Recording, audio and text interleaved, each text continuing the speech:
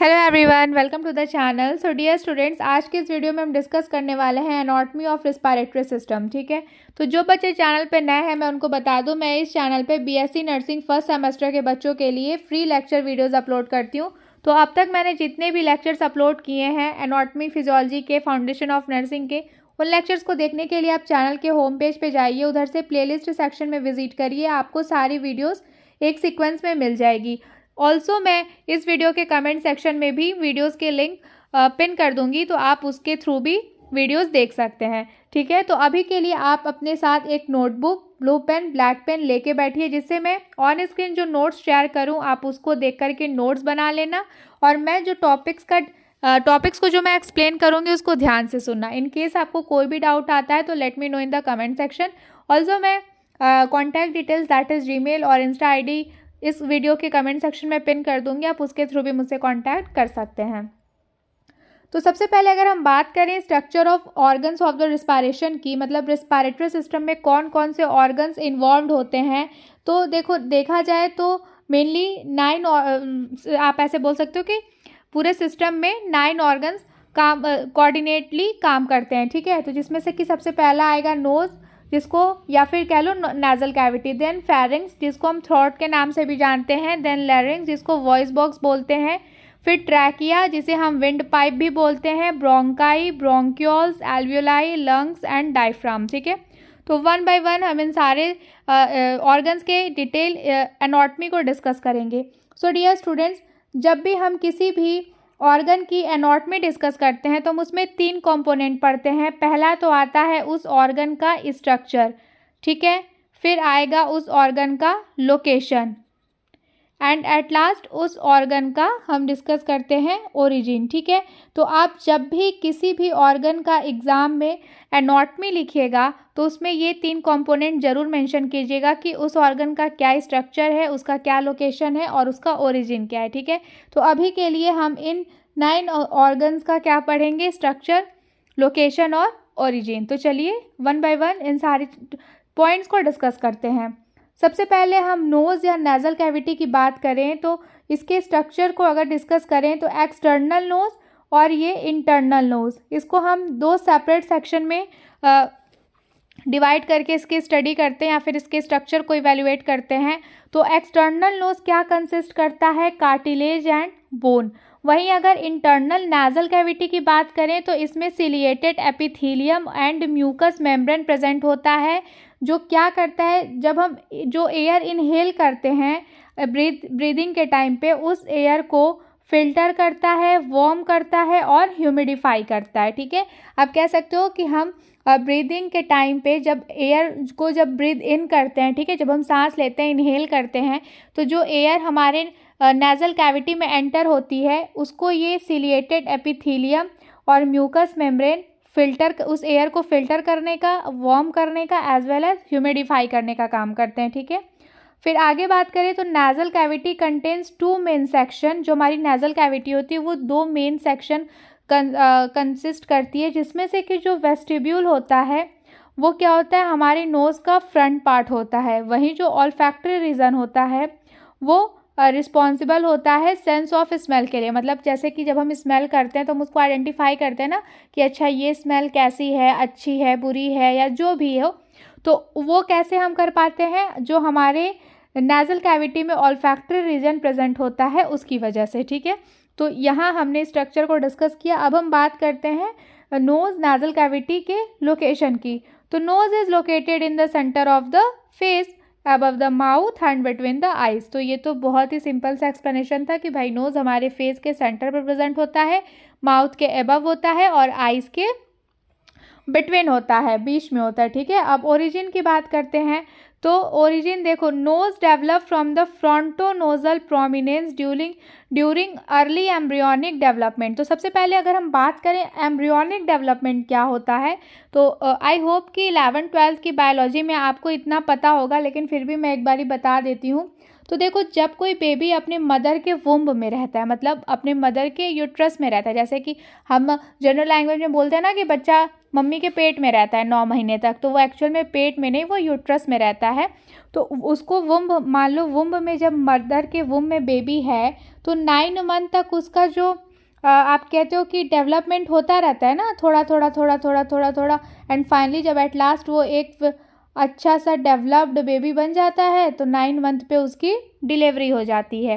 तो यही जब वुम्ब में ही जो डेवलपमेंट हो रहा होता है, उसी डेवलपमेंट को हम एम्ब्रियोनिक डेवलपमेंट, मतलब जो बेबी है उसके एम्ब्रियोनिक स्टेज पे जो डेवलपमेंट होता है उसको हम एम्ब्रियोनिक डेवलपमेंट बोलते हैं, ठीक है। तो उसी टाइम पे ऑब्वियस सी बात है नोज़ भी डेवलप होगा, क्योंकि जब बेबी डिलीवर होता है, जब नया नया जो बच्चा पैदा हुआ रहता है, ऐसा तो है नहीं ना कि उसका नोज़ पैदा होने के बाद डेवलप हुआ है, पहले से उसकी नोज़, आईज़, ईयर सब प्रेजेंट होती है ना। तो इसलिए जो नोज़ है वो एम्ब्रियोनिक स्टेज पर ही डेवलप हुआ रहता है। कहाँ से डेवलप होता है? फ्रंटोनेजल प्रोमिनेंस से, ठीक है, फ्रंटोनेजल प्रोमिनेंस से नोज़ का डेवलपमेंट हुआ है। तो अभी फ्रंटोनेजल प्रोमिनेंस क्या है, इसको लेकर के आपको बहुत ज़्यादा परेशान होने की ज़रूरत नहीं है। अभी के लिए बस टर्म्स को याद रखो कि फ्रंटोनोजल प्रोमिनेंस से नोज़ का डेवलपमेंट हुआ है, क्योंकि as a BSc nursing first semester student आपको बहुत ज़्यादा डीप में पढ़ने की ज़रूरत नहीं है। और अभी तो आपके एग्ज़ाम्स भी होने हैं, मुश्किल से 15-20 दिन का टाइम बचा है, तो कोशिश करो जितना जल्दी हो सके सिलेबस को कवर करो, ठीक है। डीप स्टडी करने के पीछे मत भागो, अभी आपको स्मार्ट स्टडी करने की ज़रूरत है। अब हम सेकंड बात करें फेरिंग्स की, जिसको हम थ्रोट भी बोलते हैं, ठीक है। तो स्ट्रक्चर की बात करें अगर, तो फेरिंग्स क्या है, एक मस्कुलर ट्यूब है जो कि 3 पार्ट में डिवाइड हुआ है। ध्यान से सुनिएगा, फेरिंग्स एक मस्कुलर ट्यूब है जो कि 3 पार्ट में डिवाइड हुआ है। वो पार्ट कौन कौन से हैं? नासोफेरिंग्स, ठीक है, ओरोफेरिंग्स और लैरिंजोफेरिंग्स। तो जो नासोफेरिंग्स होता है ये अपर पोर्शन होता है बिहाइंड द नाजल कैविटी, ठीक है। ओरोफेरिंग्स जो होता है ये मिडल पोर्शन होता है और ये बिहाइंड द माउथ होता है। वहीं लैरिंजोफेरिंग्स जो होता है वो लोअर पोर्शन होता है और ये नियर द लैरिंग्स के पास में प्रेजेंट होता है। तो स्ट्रक्चर हमारे यहाँ कंप्लीट होता है। अब हम इसके लोकेशन की बात करें तो it is located in the नेक। भाई देखो, फेरिंग्स हमारे गले में प्रेजेंट होता है, पता है ना, हमारा जो गला है, नेक है, उसमें हमारा फेरिंग्स प्रेजेंट होता है और connecting the nasal cavity to the larynx. और ये करता क्या है, ये नेजल कैविटी और लैरिंग्स को कनेक्ट करता है। किस लिए? फॉर एयर, जो हम सांस लेते हैं उसके लिए, and the mouth to the oesophagus for food. ध्यान दीजिएगा, फेरिंग्स यहाँ पे क्या कर रहा है, नेजल कैविटी को लैरिंग से कनेक्ट करता है एयर के लिए, ठीक है, और वहीं नेजल कैविटी को माउथ से कनेक्ट करता, माउथ को ईसोफेगस से कनेक्ट करता है फूड के लिए। नेजल कैविटी को कनेक्ट करता है लैरिंग से एयर के लिए और माउथ को कनेक्ट करता है ईसोफेगस से फूड के लिए, ठीक है। तो ये था हमारा फेरिंग्स का लोकेशन। एंड देन उसके ओरिजिन की हम बात करें तो pharynx originated from the pharyngeal arcs during embryonic development. इसका ओरिजिन या फिर इसका डेवलपमेंट भी एम्ब्रियोनिक स्टेज पर ही होता है। और ये कैसे होता है? फेरेंजियल आर्क से, ठीक है। तो फेरिंग्स हमारे यहाँ कंप्लीट होता है, फेरिंग्स का स्ट्रक्चर, लोकेशन और ओरिजिन। अब हम आगे बढ़ते हैं। लैरिंग्स को हम किस नाम से जानते हैं? वॉइस बॉक्स, ठीक है। तो अगर इसके स्ट्रक्चर की बात करें तो लैरिंग्स is made up of cartilage, ligaments and muscles. तो लैरिंग्स हमारा किन किन चीज़ों से बना हुआ है? लैरिंग्स का जो स्ट्रक्चर होता है वो कार्टिलेज, लिगामेंट्स और मसल से बना होता है। Major cartilages include the thyroid cartilage, Adam's apple, cricoid cartilage, ठीक है। फिर क्या आता है आपका? Arytenoid cartilage. तो ये कुछ कार्टिलेजेस के नेम हैं जिसको अगर आपको याद कर लो तो बहुत अच्छा है, नहीं तो वैसे आप याद कर ही लेना, ठीक है। एग्जाम में लिखने के लिए पॉइंट्स भी तो होने चाहिए। Then it houses the vocal cords which vibrates to produce sound, ठीक है। तो इसमें वोकल कॉर्ड्स प्रेजेंट होता है लैरिंग्स में, जो कि वाइब्रेट होता है, जिसके वाइब्रेशन से साउंड प्रोड्यूस होता है, ठीक है। Then epiglottis is a flap of cartilage that closes the larynx during swallowing to prevent food from entering the trachea। तो एपिग्लॉटिक्स एक फ्लैप होता है, ठीक है। ये जो ट्रैकिया है, जब आप फूड ले मतलब जब हम खाना खा रहे होते हैं तो एपिग्लॉटिस इसको कवर कर लेता है ताकि हम इसमें फूड की एंट्री ना हो पाए, ठीक है। अब इसके लोकेशन की बात करते हैं तो it is located in the upper part of the neck just below the फैरिंग्स and in front of the oesophagus. तो इसके लोकेशन की अगर बात करो तो ये नेक के अपर पार्ट में प्रेजेंट होता है, ठीक है, फैरिंग से तुरंत थोड़ा सा नीचे और ईसोफेगस के फ्रंटल पार्ट पे, फ्रंट पे, ठीक है। अब इसके ओरिजिन को अगर आप देखो तो लैरिंग्स develops from 4th and 6th pharyngeal arcs in the embryo. तो इसका डेवलपमेंट भी एम्ब्रियोनिक स्टेज पर ही होता है और कैसे होता है, 4th and 6th pharyngeal arc से, ठीक है। अब आगे बढ़ते हैं, अब ट्रैकिया को डिस्कस करते हैं। तो ट्रैकिया को हम क्या बोलते हैं, विंड पाइप। ध्यान दीजिएगा, कंफ्यूज मत होइएगा आप। लैरिंग्स को हम देखो यहाँ से एक बारी मैं बता देती हूँ दोबारा से। तो जो नोज़ है उसको हम नाजल कैविटी के नाम से भी जानते हैं, ठीक है। देन जो फैरिंग्स होता है उसको हम क्या बोलते हैं, उसको हम थ्रोट भी बोलते हैं। वहीं जो हमारा लैरिंग्स है उसको हम वॉइस बॉक्स के नाम से भी जानते हैं। एंड अब आता है हमारा ट्रैकिया। ट्रैकिया को हम विंड पाइप के नाम से भी जानते हैं, ठीक है। तो अगर हम इसके स्ट्रक्चर की बात करते हैं, अब ट्रैकिया के एनाटॉमी को डिस्कस करें तो सबसे पहले हम इसमें इसका स्ट्रक्चर देखेंगे। तो trachea is a tube made of C shaped cartilage ring that keeps it open. तो ट्रैकिया क्या है, एक ट्यूब है जो कि सी शेप के कार्टिलेज रिंग से बना होता है। ये जो सी शेप का कार्टिलेज रिंग है ये इसको ओपन रखने का काम करता है, ठीक है, इसको ओपन रखने का काम करता है। It is lined with pseudo stratified ciliated columnar epithelium.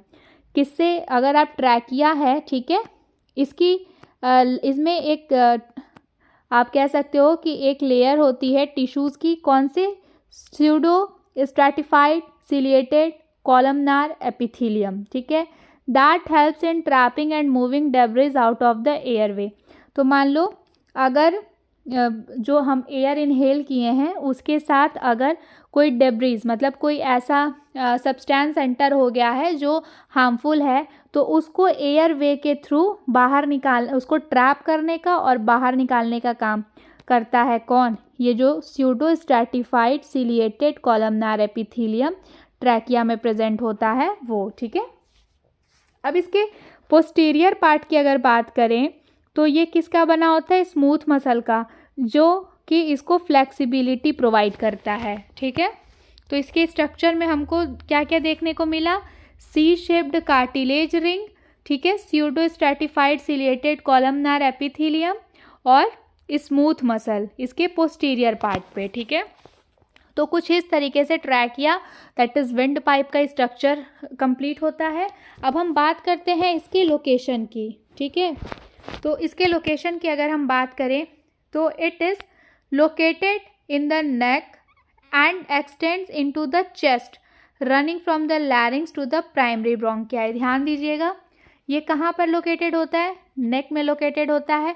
अब ये कहाँ तक एक्सटेंड हुआ रहता है, मतलब अगर आप चेक करोगे तो कहाँ तक आपका ट्रैकिया एक्सटेंड होता है, तो ट्रैकिया चेस्ट तक जाता है, ठीक है, मतलब कि लैरिंग्स से लेकर के प्राइमरी ब्रोंकियाई तक, ठीक है।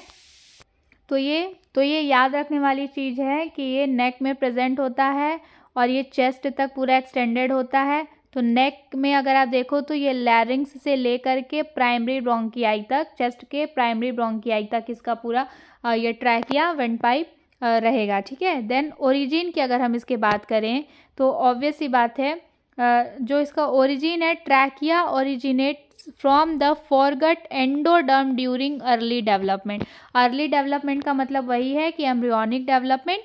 तो भाई देखो, ये जो ट्रैकिया, लैरिंग्स, फैरिंग्स, थ्रोट, जो पूरा एक रेस्पिरेटरी सिस्टम है वो एम्ब्रियोनिक स्टेज पर ही डेवलप हो रहा होता है, ठीक है। इसीलिए पूरा 9 मंथ लगता है मदर के वूम्ब में एक बेबी को कम्प्लीटली डेवलप होने के लिए। तो ये जो एंडोडर्म, देखो 3 जर्म लेयर होती है ना, उसके बारे में शायद आपको पता होगा क्योंकि बेसिक बायोलॉजी में भी पढ़ाया जाता है। तो कौन कौन सा, endoderm, ectoderm, mesoderm, 3 germ layers होती है ना, जिससे बहुत सारे ऑर्गन्स का वो होता है, डेवलपमेंट होता है। तो उसी में से एक लेयर होती है, जर्म सेल की एक लेयर होती है, दैट इज़ एंडोडर्म। इसी एंडोडर्म से ट्रैकिया का डेवलपमेंट होता है। कब हो जाता है? अर्ली डेवलपमेंट यानी कि एम्ब्रियोनिक स्टेज पर ही, ठीक है।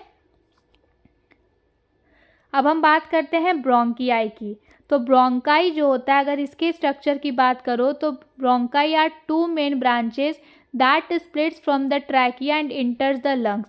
मान लो आप रेस्पिरेटरी सिस्टम का एक बेसिक सा अगर डायग्राम देखो तो कुछ इस तरीके से होता है ना।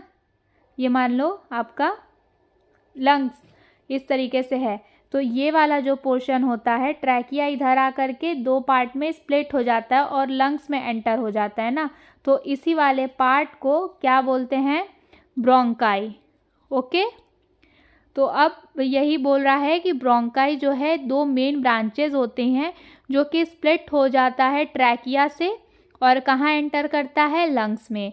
They have cartilage and smooth muscles. अगर इसके स्ट्रक्चर की बात करो तो इसमें कार्टिलेज और स्मूथ मसल्स प्रेजेंट होता है with the larger bronchi supported by the cartilage ring. और जो लार्जर ब्रोंकाई होती है उसमें कार्टिलेज रिंग प्रेजेंट हो और ये जो कार्टिलेज रिंग है वो क्या करती है? ये सपोर्ट करने का काम करता है, ठीक है। फिर as they divide the bronchi become smaller with less cartilage and more smooth muscles.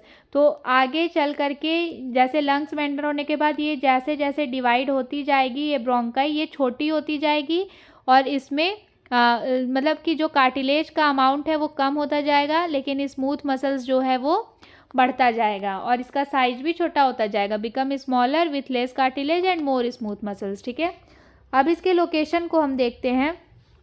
तो the right bronchus enters the right lung and the left bronchus enter the left lung, both branching from the trachea.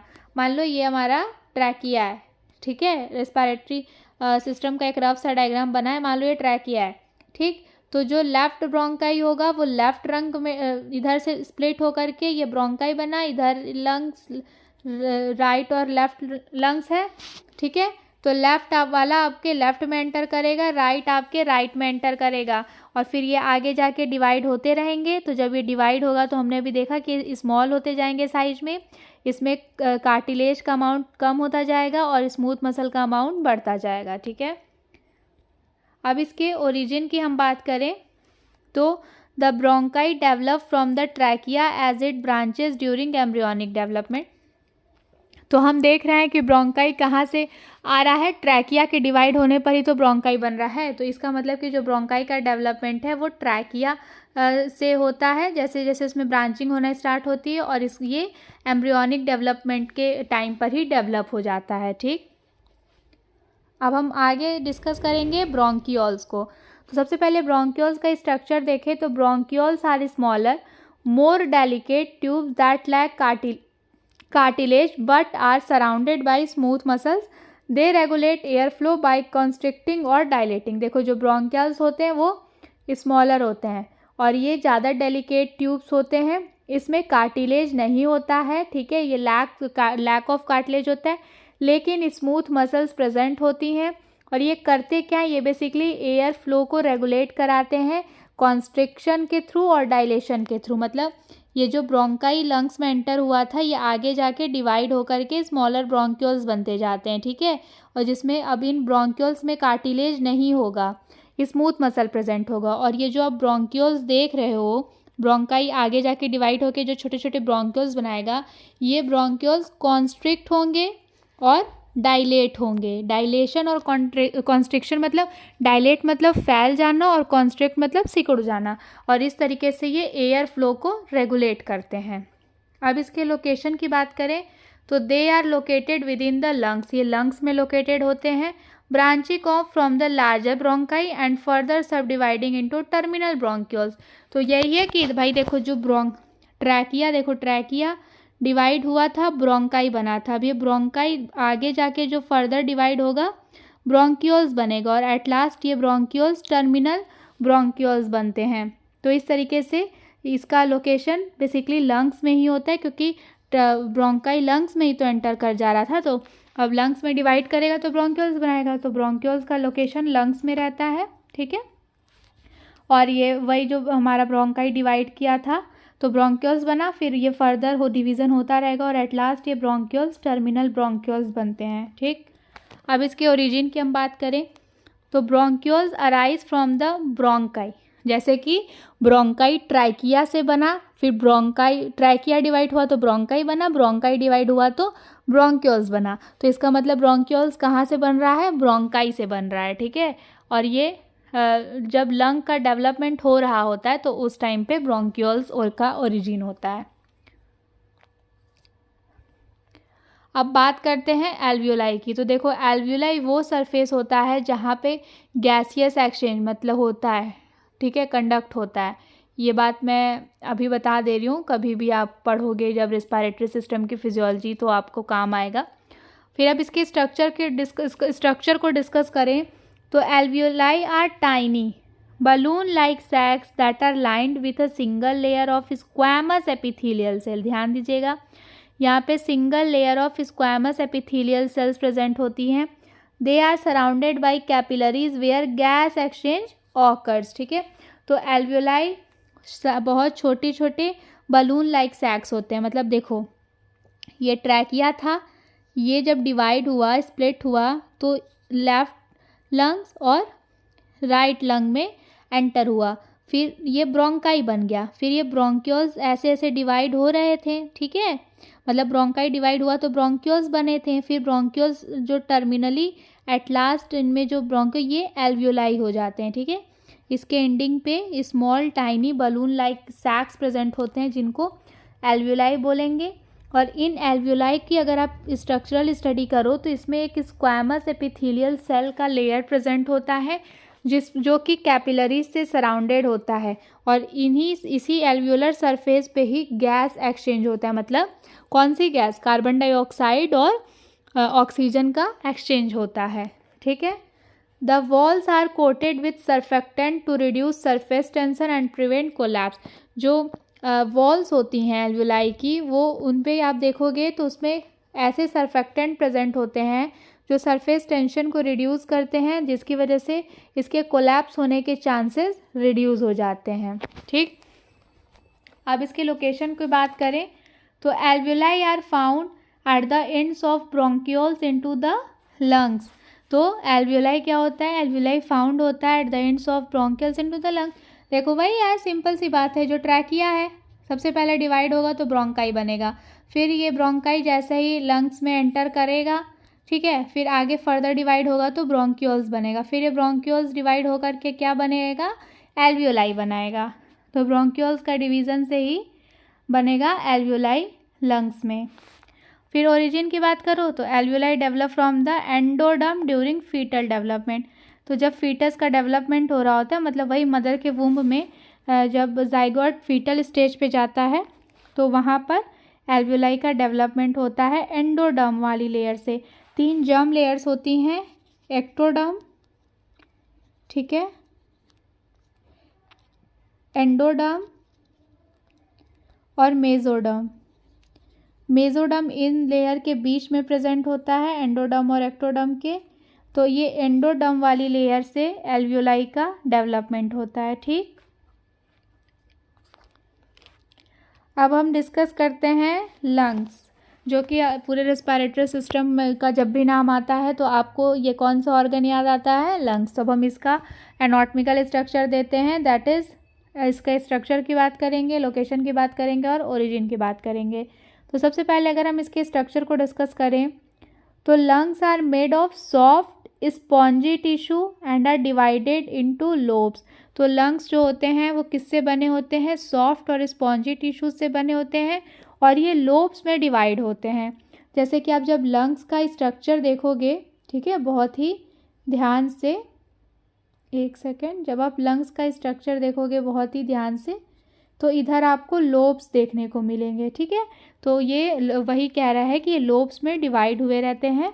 तो इसमें ध्यान देने वाली बात है कि जो लंग्स का राइट साइड होता है, मतलब जो राइट लंग्स होता है उसमें 3 लोब्स प्रेजेंट होते हैं, जबकि लेफ्ट लंग्स में 2 प्रेजेंट होते हैं। ठीक है, टू एकोमोडेट द हार्ट। तो जो आप देखोगे कि मान लो ये ट्रैकिया है, ये डिवाइड हुआ, ब्रोंकाई बना, फिर ये ब्रोंकाई आपके लंग्स में एंटर हुआ, ठीक है। फिर इधर इसका मान लो ब्रोंक्यूल्स और एल्वियोलाई तो पता ही है। जो राइट लंग होगा, ठीक है, वो क्या होगा, इसमें 3 लोब्स प्रेजेंट होंगे, 3 लोब। वहीं जो लेफ्ट लंग्स होता है उसमें सिर्फ 2 लोब प्रेजेंट होते हैं, एक ये और एक ये। और जो लंग्स होता राइट होता है उसमें 1 2 3, मतलब इस तरीके से लोब्स प्रेजेंट होंगे, ठीक। फिर अब lungs are made up of bronchi, bronchioles, alveoli and blood vessels. तो हमने देखा था ना कि लंग्स में क्या क्या भी जो ट्रैकिया डिवाइड हुआ तो ब्रोंकाई बना, ब्रोंकाई लंग्स में आया तो डिवाइड होके ब्रोंक्यूल्स बना, फिर ब्रोंक्यूल्स एल्वियोलाई बना। तो ओवरऑल लंग्स में क्या क्या देखने को मिलेगा, ब्रोंकाई, ब्रोंक्यूल्स, एल्वियोलाई और of course blood vessels. Blood vessels तो भाई हर ऑर्गन्स में प्रेजेंट रहते हैं ना, तभी तो उस ऑर्गन्स के टिश्यूज़ ज़िंदा रहेंगे। अगर ये ब्लड वेसल्स नहीं रहेंगे तो ब्लड कैसे आएगा, और ब्लड नहीं आएगा तो ऑक्सीजन कैसे आएगा, न्यूट्रिएंट्स कैसे आएगा।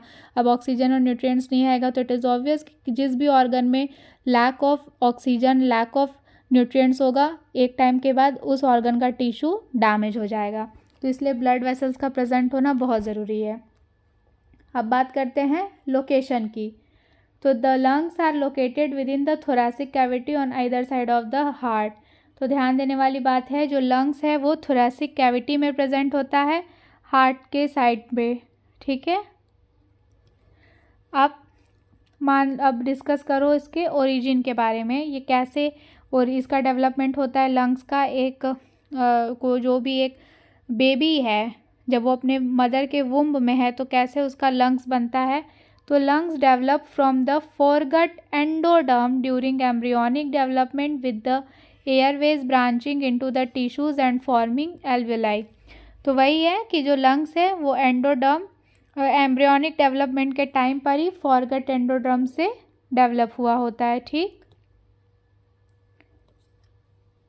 अब आता है डायफ्राम। तो देखो डायफ्राम कहाँ होता है, ये आपका ट्रैकिया था, ठीक है, ये इधर डिवाइड हुआ, लंग्स में एंटर किया, लंग्स में हमने ये लोब्स वगैरह देखे, ठीक है। अब इधर आप ध्यान से देखते होगे तो ये वाला जो आपको एक ऐसे देखते होगे लंग्स के नीचे बेस पर क्या है, तो इसको ही हम बोलते हैं डायफ्राम, ठीक है। अब इस डायफ्राम की हम स्टडी करते हैं, एनाटॉमिकल स्टडी। तो 1 बाय 1 हम डायफ्राम के स्ट्रक्चर को, लोकेशन को, ओरिजिन, मतलब इसके एनाटॉमिकल एस्पेक्ट को 1 बाय 1 हम डिस्कस करते हैं। तो सबसे पहले इसके स्ट्रक्चर की बात करें तो डायफ्राम एक डोम शेप का शीट होता है, ठीक है। और ये शीट मतलब एक मसल एंड टेंडन की डोम शेप की शीट होती है, ठीक, जो कि क्या बनाती है, डायफ्राम, ठीक है। अगर डायफ्राम के स्ट्रक्चर को देखोगे तो dome shape sheet of muscle and tendon उसमें मिलेगा आपको। फिर it has a central tendon and is divided into 3 parts, external, costal and lumbar portion. तो ये जो इसमें टेंडन प्रेजेंट होते हैं,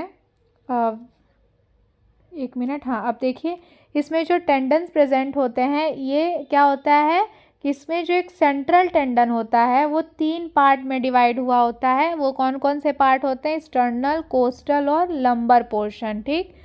अब एक्सटर्नल, कोस्टल और लंबर पोर्शन को डिटेल में पढ़ने की ज़रूरत नहीं है, बस इतना याद रखो कि अगर आप डायफ्राम के स्ट्रक्चर की बात करो तो ये dome shaped sheet of muscle and tendon होता है, जो कि जिसमें सेंट्रल टेंडन प्रेजेंट होता है, और वो सेंट्रल टेंडन 3 पार्ट में डिवाइड हुआ होता है, एक्सटर्नल, कोस्टल और लंबर पोर्शंस।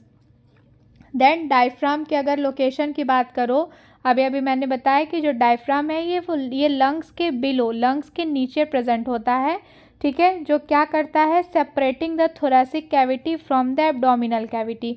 तो ये एब्डोमिनल कैविटी और थोरैसिक कैविटी को के बीच सेपरेशन को मेंटेन रखता है, क्योंकि जो रिस्पायरेशन सिस्टम है वो तो हमारे थोरैसिक कैविटी का वो हमारे थोरैसिक कैविटी के अंडर आता है ना। वहीं जो हमारा डाइजेस्टिव सिस्टम है वो हमारे किसके अंडर आता है, एब्डोमिनल कैविटी के। तो यहाँ पर डायफ्राम प्रेजेंट होता है जो ये आपके एब्डोमिनल कैविटी को और इधर आपके थोरैसिक कैविटी को, थोरैसिक कैविटी इधर हो गई और इधर एब्डोमिनल कैविटी हो गया, इन दोनों को एक दूसरे से अलग अलग सेपरेट रखेगा, ठीक है। फिर इसके ओरिजिन की बात करें तो diaphragm originated from the septum transversum and pleuroperitoneal membranes during early development. तो septum, transversum and pleuroperitoneal membrane. तो शायद ये वर्ड थोड़ा आपको प्रोनाउंस करने में दिक्कत हो, तो इसको ब्रेक कर करके पढ़ो। कैसे? Septum, transversum and pleuroperitoneal membrane. ठीक है, अगर ऐसे ब्रेक कर करके 2-4 बार प्रैक्टिस करोगे तो चाहे कितना भी बड़ा टर्म रहेगा वो आपको ईजिली याद हो जाएगा। तो क्या था? Septum, transversum and pleuroperitoneal membrane. ठीक है, और ये इसका भी डेवलपमेंट जो अर्ली स्टेज होता है, दैट इज़ एम्ब्रियोनिक स्टेज, उस टाइम पर ही ये डेवलप हुआ रहता है। ठीक, तो ये था structure, location, origin. Okay, so I hope आपको समझ में आया होगा। मैंने अपने साइड से पूरी कोशिश की है कि मैं आपको एक short and specific notes provide करा पाऊँ और उसको अपने साइड से एक्सप्लेन करने की मैंने पूरी कोशिश की है। ठीक है, आई होप आपको समझ में आया होगा। So this is all about today's video. Thank you so much for watching the video. अब आपकी कुछ ड्यूटीज़ हैं, जैसे कि आपको वीडियो को लाइक कर दीजिए अगर वीडियो पसंद आई हो तो, एंड जहाँ तक मेरे को लगता है यार आपके काम की चीज़ थी तो ऑब्वियसली आपको पसंद ही आई होगी। अपने पैरामेडिकल नर्सिंग फ्रेंड्स के साथ शेयर करिए, एंड मोस्ट इम्पॉर्टेंट चैनल को सब्सक्राइब करके प्रेस बेल आइकन ऑन कर लीजिए, जिससे अपकमिंग वीडियोज़ की सारी नोटिफिकेशन आपको मिलती रहे। तो चैनल को ज़रूर सब्सक्राइब कर लेना, क्योंकि मैं 1 बाय 1 इस तरीके से सारे चैप्टर्स कवर करा दूंगी, तो आपके BSc nursing first semester exam की तैयारी एनाटॉमी फिजियोलॉजी की बहुत अच्छे से हो जाएगी। ठीक है, तो अपना ध्यान रखो, पढ़ाई करते रहो। हम जल्दी मिलते हैं नेक्स्ट वीडियो में।